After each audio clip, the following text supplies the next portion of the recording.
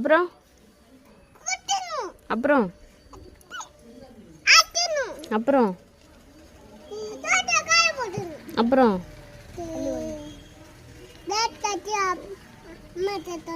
எப்படி சொல்லணும்?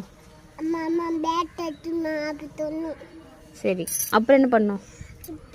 பிடிச்சலாம் தள்ளி விடணும். பாப்பா இங்க வா, வா இங்க. முடியாது.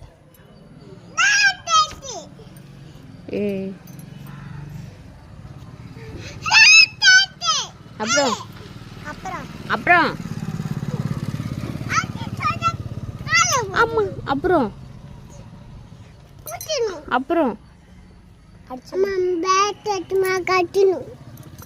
கட்டணுமா? வந்து சொல்லணும். அம்மா கிட்ட என்ன சொல்லணும்? அம்மா அம்மா